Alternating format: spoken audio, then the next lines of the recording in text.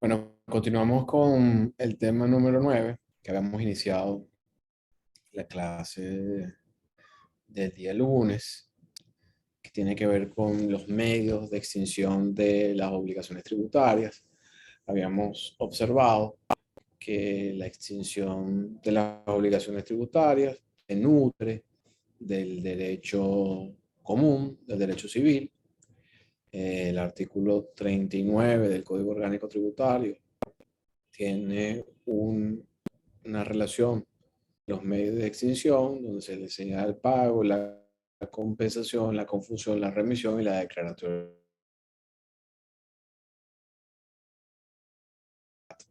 Agrega el Código Orgánico Tributario, que constituye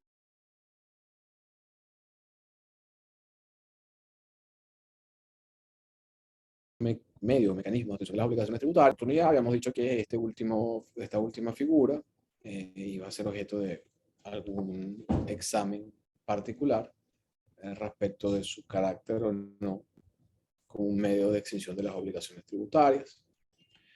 Iniciamos este examen revisando lo atinente al pago, quién debe hacerlo, artículo 40 del Código Orgánico Tributario, la oportunidad para hacerla, artículo 31 del Código Orgánico Tributario, el régimen de las cantidades retenidas o percibidas por los agentes, los cuales se reputaban como pagos, según lo vimos en la clase pasada, artículo 42, y finalmente, y creo que aquí quedamos, lo relativo a la imputación de los pagos. Es decir, cuando un contribuyente tuviese varias deudas por distintos conceptos, sanciones, intereses, tributos, y ese contribuyente fuese a realizar un pago, ¿a cuál de estas deudas se iba a imputar el desembolso efectuado por el contribuyente? Habíamos visto que previsto, el régimen de imputación previsto en el artículo 44 del Código Orgánico Tributario establecía que el contribuyente o la administración imputaría los montos desembolsados por el contribuyente, en primer lugar, a lo que se adudara por concepto de sanciones, agotado este concepto, el remanente se imputaría a intereses moratorios y el saldo se imputaría al tributo del periodo correspondiente. Y aunque no lo diga el Código Orgánico Tributario, por aplicando las reglas de derecho común, debería imputarse a el tributo de mayor antigüedad. Habíamos señalado algo muy importante, en ocasiones soslayado por la administración tributaria, en relación con que el presupuesto fundamental para que proceda la imputación es que se trate de obligaciones tributarias, uno, en primer lugar, derivados de un procedimiento de determinación tributaria, y dos, que el acto administrativo contentivo de esas deudas se encuentre definitivamente firme. Les había comentado que de otra manera resultaría un auténtico caos, porque el CENIAT pudiese registrar en sus sistemas distintos incumplimientos derivados o no de procedimientos de determinación tributaria, es decir, de fiscalización, de manera que cuando el contribuyente fuese a pagar, por ejemplo, el IVA quincenal, no tendría certeza o seguridad de qué concepto estaría extinguiendo. Si estos accesorios o estas deudas tributarias antiguas o la deuda tributaria del periodo en curso, o pudiese pasar que al pretender extinguir una deuda actual, se imputara a otros conceptos, resultando un saldo por pagar del ejercicio en curso. Precisamente para evitar esta dificultad del método de imputación, el Código Orgánico Tributario, en forma bastante ordenadora, estableció que para que proceda la compensación, la imputación, se requiere que las obligaciones se estén contenidas en actos definitivamente firmes, es decir, que no pueden ser objeto de impugnación por parte de los contribuyentes. El siguiente medio de extinción de las obligaciones tributarias está representado por la compensación. La compensación se encuentra prevista en los artículos 49 y siguientes del Código Orgánico Tributario. A título introductorio, pudiésemos nosotros entonces señalar que la compensación es un medio de extinción de las obligaciones que tiene lugar cuando dos personas reúnen la calidad de acreedor y deudor recíprocamente, operando dicho medio de extinción hasta la concurrencia de las cantidades respectivas. Importante resaltar es que este medio de extinción de las obligaciones tributarias ocurre o se verifica aún sin el consentimiento de los deudores recíprocos, es decir, la compensación obra u opera en forma automática de pleno derecho. Ya entrando propiamente en materia tributaria, tenemos que bajo la ley de la Hacienda Pública Nacional del año de 1982 no era posible la compensación tributaria. Esta derogada ley no admitía la compensación entre contribuyente y administración tributaria. Con la introducción del Código Orgánico Tributario en el año 1982, bajo los lineamientos del varias veces mencionado a lo largo de este curso, modelo de Código Orgánico Tributario para América Latina, se introduce la compensación en materia tributaria. Voy a hacer aquí una breve digresión que tiene que ver con que en el tema de la imputación es muy importante el fallo de la Sala Político-Administrativa que ratifica la necesidad de que el acto administrativo, que el acto contentivo de las deudas tributarias se encuentre definitivamente firme como presupuesto de la imputación en el fallo del caso central madirense que está en el material del aula virtual. Retomamos el tema de la compensación.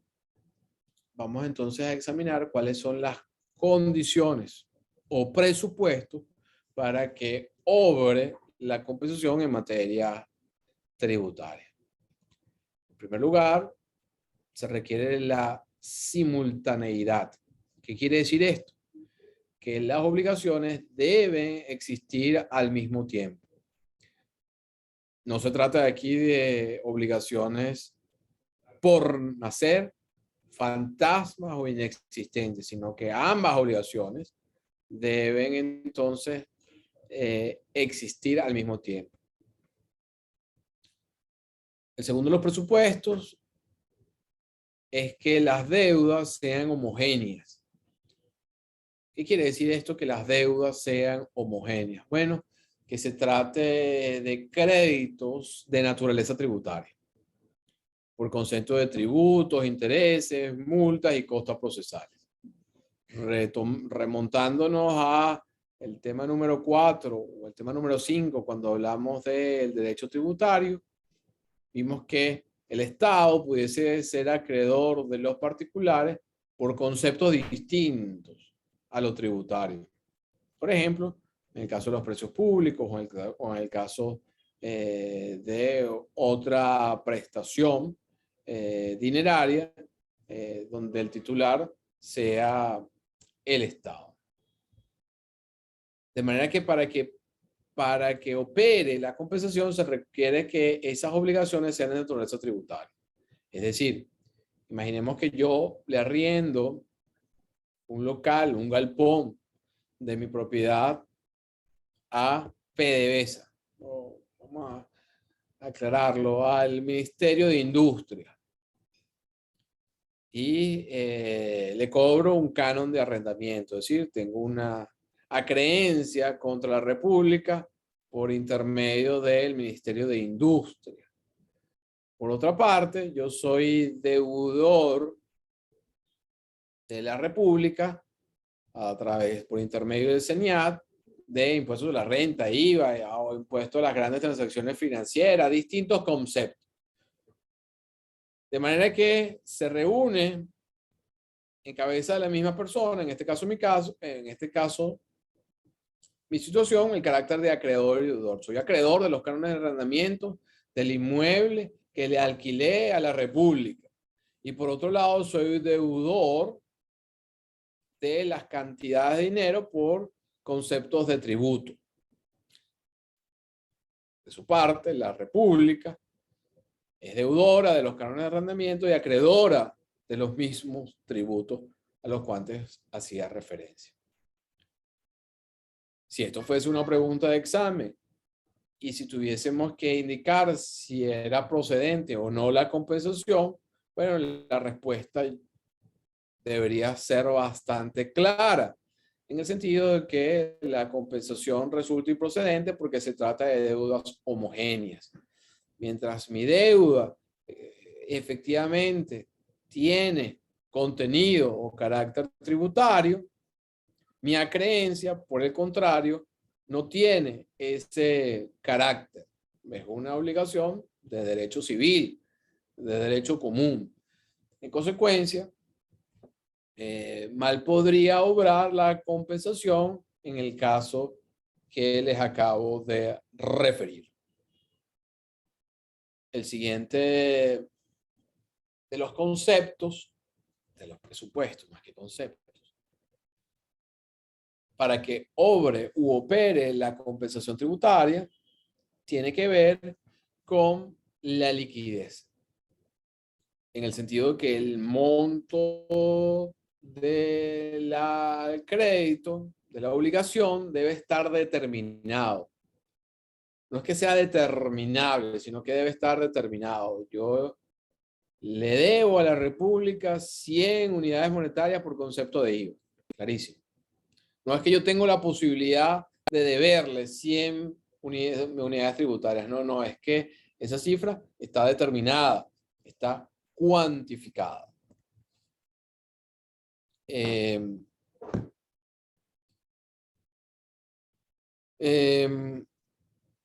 siguiente de los conceptos, insisto con la palabra concepto, el siguiente de los presupuestos o condiciones de la compensación tiene que ver con la exigibilidad. La exigibilidad alude a que el crédito debe encontrarse vencido y no sujeto a ningún plazo o condición.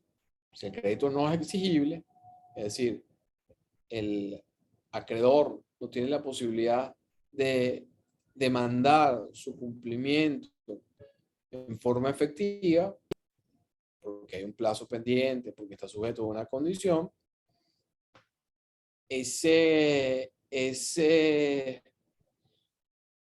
crédito no puede ser objeto de compensación tributaria.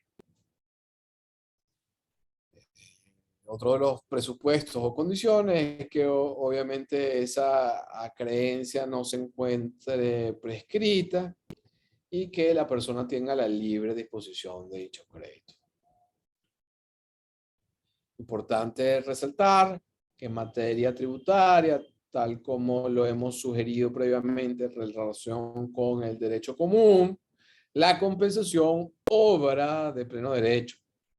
Es decir, que no es necesario un pronunciamiento previo por parte de la administración que reconozca ese derecho. En otras palabras, imaginemos que, y yo creo que ya empezamos a familiarizarnos con los distintos conceptos tributarios, imaginemos que yo fui objeto de retenciones en materia de impuestos sobre la renta por un monto superior a la obligación que se generó al final del ejercicio. De manera que yo ahora tengo un crédito por concepto de las retenciones practicadas en exceso. Ese crédito significa una creencia contra la administración.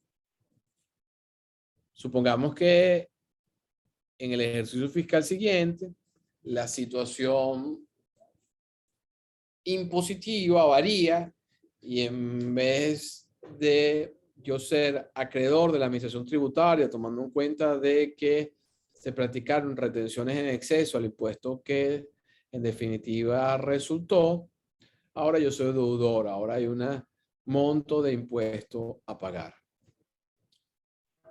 ¿Qué quiere decir que la compensación opera de pleno derecho? Bueno, que este contribuyente puede restarle del impuesto a pagar del ejercicio siguiente el impuesto pagado en exceso en el ejercicio anterior producto de las retenciones.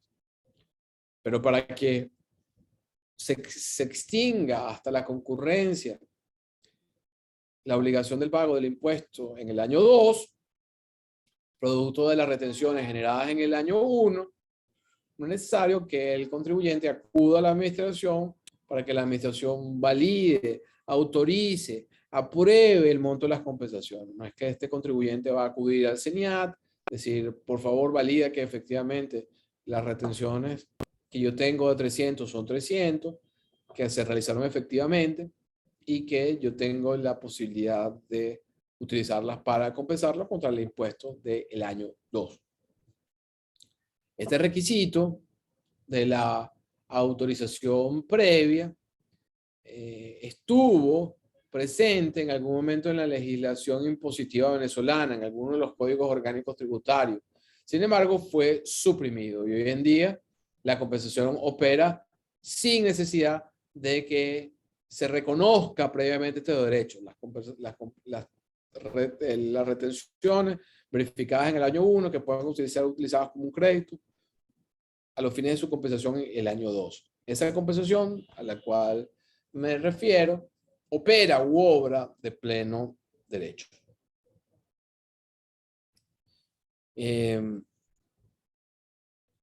Otra de las particularidades del régimen de compensación previsto en el Código Orgánico Tributario tiene que ver con que el tratamiento de la compensación en los impuestos indirectos. A mí me produciría una gran satisfacción, a pesar de que la mayoría de los oyentes son asincrónicos, que yo no tuviese que explicar a qué aludo el tema de los impuestos indirectos, porque ya lo sabemos del tema número 5, donde vimos la clasificación de los impuestos en directos e indirectos. En esta oportunidad nos vamos a referir a la compensación en los impuestos indirectos, que como ustedes conocen, se tratan de aquellos donde el contribuyente tiene la facultad de resarcirse, de reembolsarse del impuesto pagado respecto de otra persona. Puede trasladar el impacto económico del impuesto a otra persona. Y hemos referido en varias ocasiones que el ejemplo paradigmático de los impuestos indirectos los encontramos en el impuesto al valor agregado.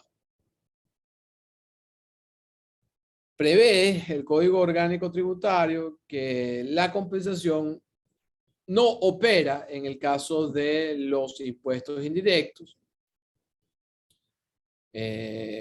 cuya estructura y traslación prevea la figura del débito y de los créditos fiscales, salvo expresa disposición legal en contrario. Hace algunas sesiones tuvimos la oportunidad de revisar tuvimos la oportunidad de revisar a los contribuyentes en un esquema de el impuesto a el valor agregado. De hecho,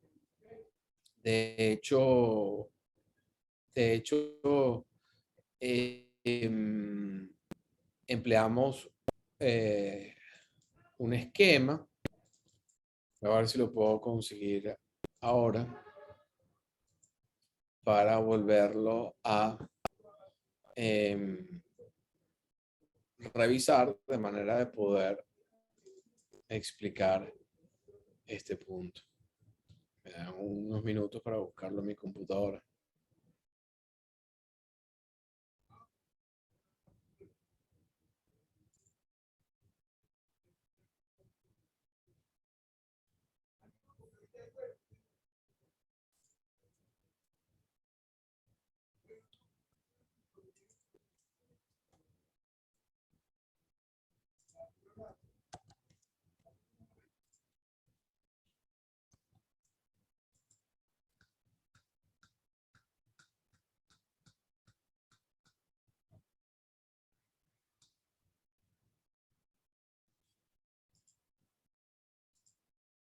Voy a proceder a compartir pantalla y retomando el hilo de la clase antes de la interrupción mientras buscaba la lámina, bueno, no la lámina, el esquema, les había indicado que el Código Orgánico Tributario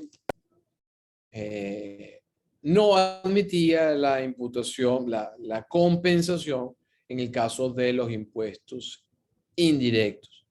Habíamos dicho que los impuestos indirectos son aquellos que permiten trasladar a la siguiente persona en el eslabón de una cadena de comercialización el impacto del impuesto, que el caso paradigmático era el IVA y que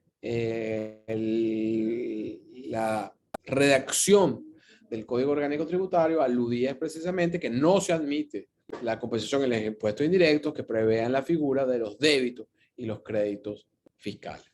Entonces, este esquema lo vimos cuando revisamos los sujetos pasivos.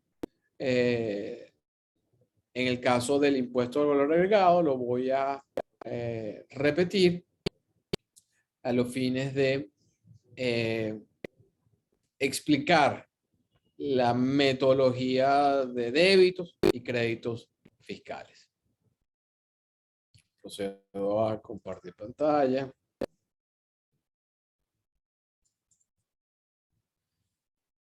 Entonces, aquí tenemos apenas dos eslabones. Tenemos un importador que paga un IVA. Les comenté en su oportunidad que este cuadro está desactualizado en el sentido que la alícuota del IVA actualmente es el 16% y no el 15% como aparece en la página, de manera que estos valores son meramente referenciales. Fíjense que este importador, cuando introduce una mercancía en el territorio nacional, paga un IVA en aduanas de 117. Recuérdense que uno de los hechos imponibles del IVA es la importación definitiva de bienes muebles. Luego, ese importador se voltea y vende ese producto a un mayorista y en su oportunidad determina el IVA que va a incluir el costo de la mercancía, los gastos y la ganancia que él tiene. De manera que al determinar el IVA sobre el precio de venta y aplicando la alícuota impositiva, se genera a título de débito fiscal en la cantidad de 217.800.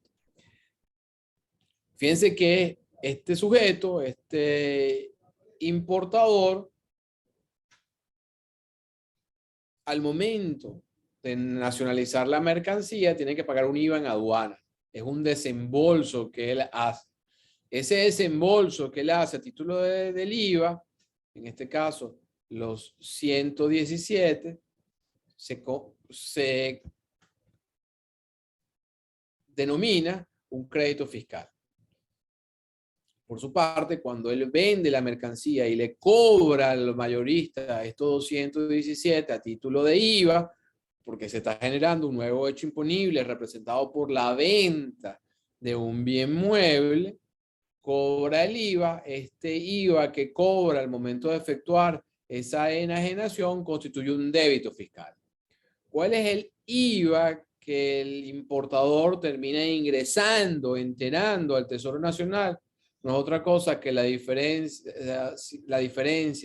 de imputarle a los débitos fiscales, 217.800, la cantidad de los créditos fiscales, que es 117.800.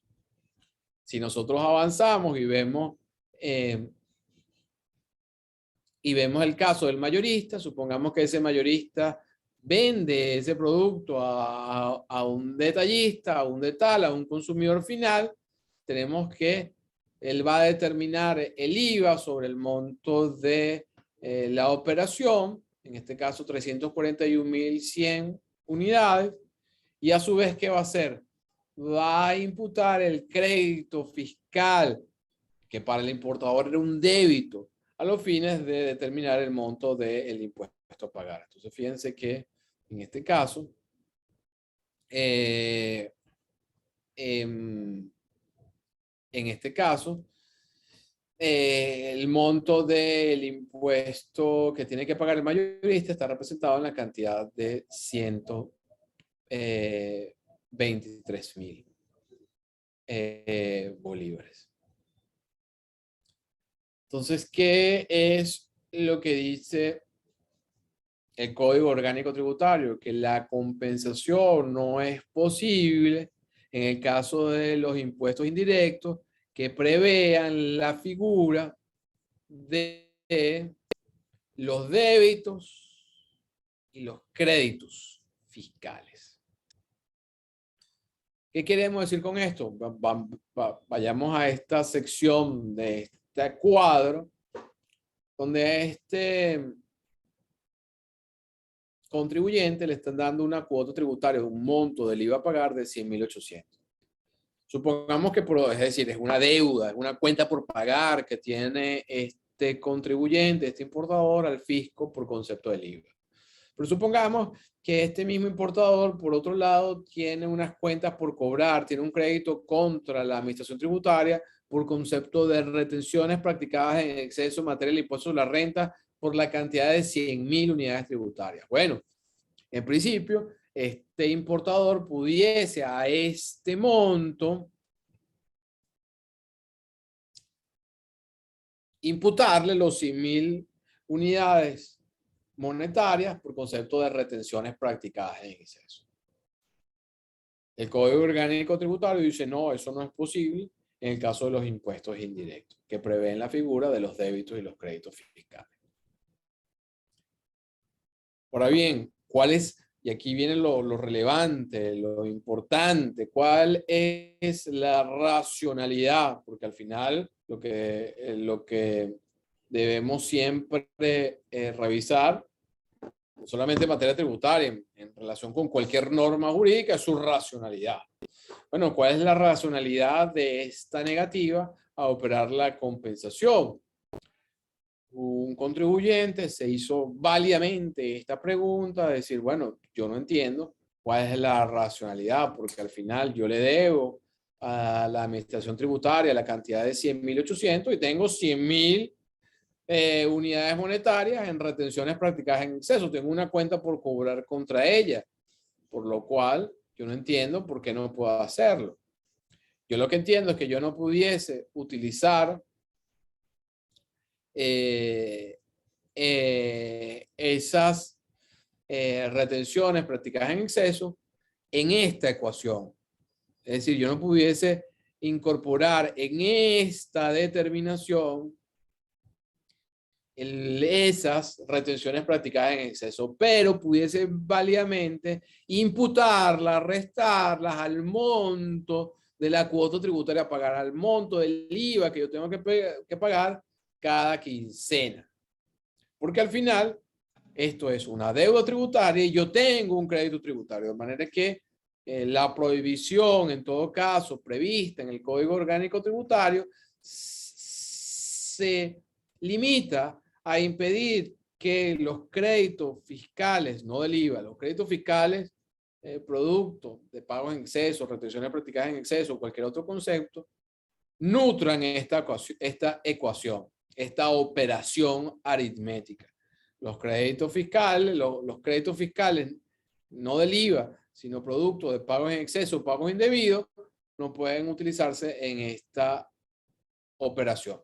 Pero una vez que se ha establecido, que se ha cuantificado la cuota tributaria, es decir, el monto del IVA a pagar, yo podría válidamente imputar este monto para extinguir parcialmente, en este caso, la deuda tributaria.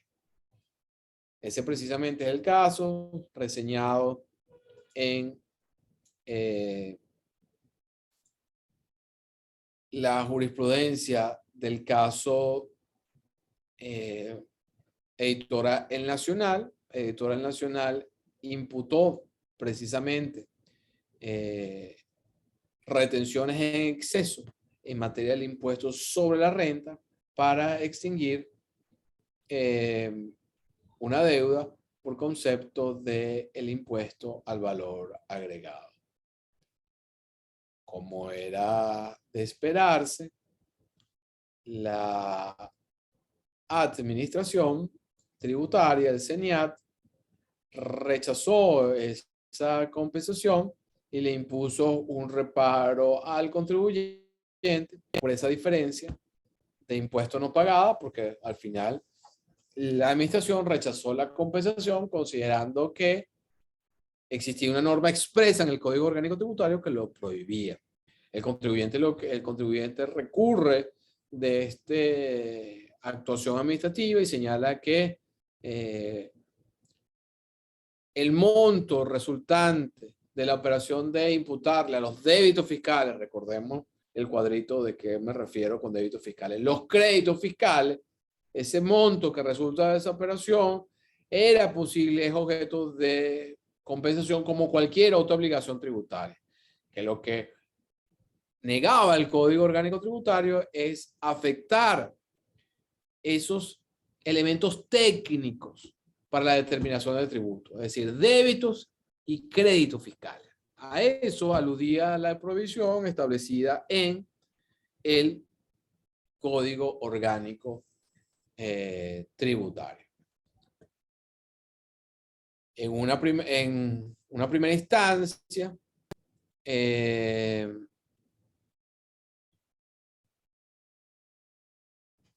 Tribunal de Instancia rechazó el reparo del CENIAT, acogió la posición del contribuyente y anuló el acto administrativo donde se le imponía un reparo a Editora Nacional. Posteriormente, la Sala Político-Administrativa, sin entrar en estas consideraciones a las que antes aludía, es decir, a la racionalidad de la norma y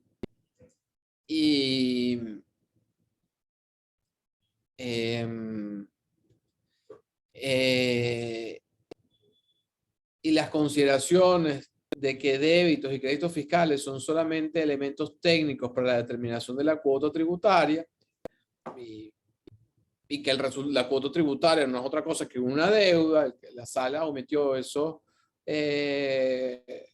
conceptos y consideró que había una disposición expresa en el código que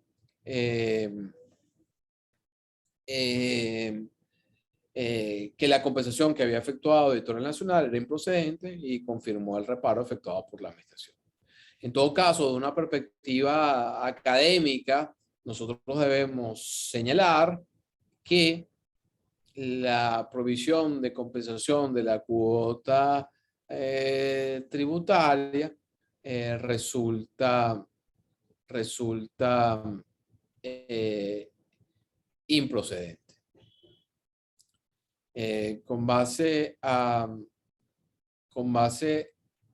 en estos elementos, vamos ahora a leer la disposición del Código Orgánico Tributario, que agrega, además de las condiciones o presupuestos que antes mencioné para que proceda la compensación, uno muy importante, y resalto muy importante, y es que para que opere la compensación, además de los requisitos generales que antes discutimos, es que se trate del mismo sujeto activo. ¿Qué quiere decir eso?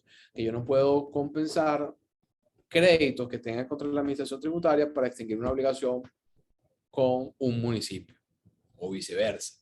De manera que desde un punto de vista tributario, además de los presupuestos generales a los que antes aludí, se requiere que se trate del mismo sujeto activo. Comparto la pantalla para revisar la redacción del Código Orgánico Tributario.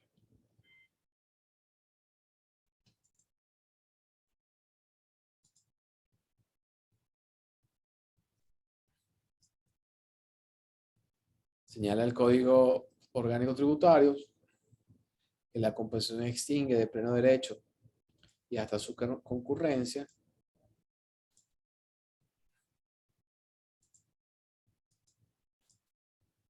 los créditos no prescritos, líquidos y exigibles del contribuyente por concepto de tributos, intereses, multas y costos procesales, con deudas tributarias por los mismos conceptos, igualmente líquidas, exigibles y no prescritas, comenzando por las más antiguas, aunque provengan de distintos tributos y accesorios, siempre, y aquí es lo resaltante, que se trate del mismo sujeto activo. Entonces, esta disposición resulta muy importante porque además de los presupuestos a los cuales aludimos anteriormente, se requiere que sea el mismo sujeto activo. Si son, recordemos que desde el punto de vista constitucional hay tres entes con potestad tributaria: la República, los estados y los municipios. Para que opere la compensación tiene que tratarse de créditos y obligaciones vinculadas al mismo sujeto activo: la República, los estados y los municipios. No hay una suerte de cruce entre las obligaciones tributarias de los distintos entes políticos territoriales. El siguiente párrafo de este artículo 49 del Código Orgánico Tributario señala que el contribuyente o sucesionario, y aquí es muy importante esta mención que ya vamos a aclarar, podrán oponer la compensación en cualquier momento que deban cumplir con la obligación de pagar tributos, intereses, multas y costas procesales o frente a cualquier reclamación administrativa o judicial de los mismos. Luego señala a lo que nos hemos referido, sin necesidad de un procedimiento administrativo previo que reconozca el derecho. Fíjense que el Código Orgánico Tributario señala que no solamente la compensación puede obtener los contribuyentes, sino su sucesionario. ¿Qué significa eso? Bueno, que el titular de un crédito fiscal, ante la imposibilidad de utilizarlo, porque no tiene deudas tributarias, o por simplemente razones de oportunidad y conveniencia, puede cederlo a un tercero. ¿A qué fines? A los fines de que el cesionario oponga la compensación. Supongamos que la empresa X tiene es titular de retenciones practicadas en exceso en materia de impuesto a la renta por 1.000. Y tenemos a un contribuyente B, una compañía B, que tiene que pagar impuestos este año sobre la renta y le arroja un monto de 1.500. Mientras la compañía A no tiene pérdidas fiscales, no le da impuesto a pagar, pero tiene pagos en exceso producto de retención. ¿Qué puede hacer la compañía X? Bueno, ceder a esa compañía, a esa otra compañía, esas 1.000 unidades monetarias de retenciones. ¿Para qué? Para que sea entonces ese tercero, el cesionario, quien compense las retenciones generadas por el cedente. En este caso, desde el punto de vista ya más de la práctica, más comercial, cuando un contribuyente cede las retenciones o cede un crédito, más propiamente sería hablar de un crédito, obviamente ese crédito, para que sea atractivo para su cesionario, no puede vendérselo al mismo valor nominal. Si esta empresa B que necesita, tiene que pagar un impuesto de 2.000 unidades monetarias, tú le vendes un crédito fiscal de 1.500 unidades tributarias, no le resulta de ninguna manera atractivo, porque en vez de pagar, al final va a tener que pagar lo mismo, sea el ceniato o sea el cedente. De manera que para que esta operación resulte desde un punto de vista comercial y financiero atractivo, en la práctica, las sesiones de créditos fiscales se realizan a descuento. ¿Qué quiere decir eso? Que en vez de venderlos a su valor nominal, se venden a descuento. Entonces, imagínense que esos 1.500 unidades monetarias de retenciones, que sirven para extinguir un monto equivalente, son cedidas no a su valor 1.500, sino a 1.000. De manera que a los fines de la compañía B está adquiriendo por 1.000 algo que le va a permitir extinguir una deuda por 1.500. Se observa cuál es claramente el beneficio para el cesionario y de cara al cedente obtiene flujo de caja, obtiene efectivo para realizar sus operaciones, tomando en cuenta que en la actualidad o en el presente no tiene ninguna obligación de naturaleza tributaria.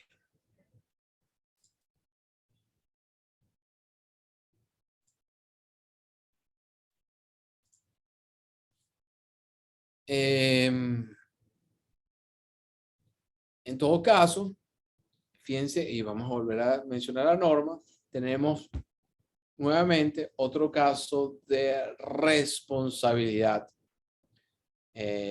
distinto a lo que vimos en su oportunidad cuando revisamos el régimen de los responsables. A continuación vamos a ver otro caso de responsabilidad tributaria.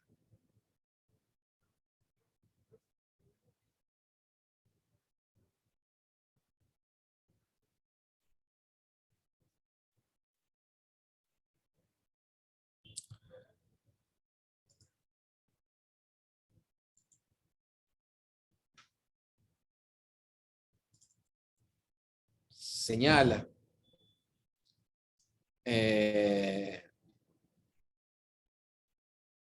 la parte final del artículo 51 del Código Orgánico Tributario lo siguiente: el rechazo o la impugnación de la compensación por causa de la inexistencia o ilegitimidad del crédito cedido hará surgir responsabilidad personal del cedente. Asimismo, el cedente será solidariamente responsable junto al cesionario del crédito cedido. ¿Qué quiere decir esto? Bueno, que supongamos que la empresa A le vende 1.500 unidades monetarias de pagos en exceso a la compañía B y en realidad nunca se practicaron esas retenciones, no hay un pago en exceso o porque la compañía no le da un impuesto a pagar, de manera que las retenciones no podía cederla porque estaban afectadas al pago de aquel impuesto, de manera que la compañía B se queda sin el crédito fiscal por la inexistencia o ilegitimidad de ese crédito cedido.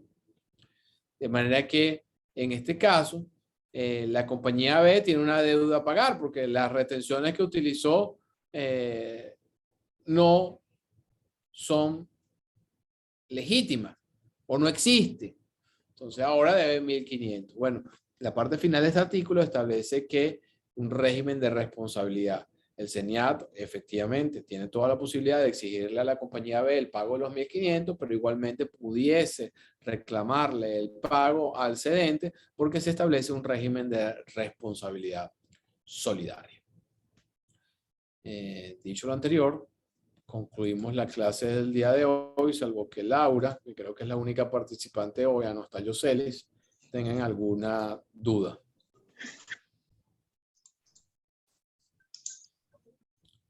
Listo, si no hay dudas, nos vemos la semana que viene para concluir el tema de la extinción de los medios, extinción de las obligaciones tributarias. Los demás medios no tienen una complejidad importante y arrancaremos con el examen del tema número 10. Gracias entonces por acompañarme hoy en la clase sincrónica. Gracias, profe. Hasta luego.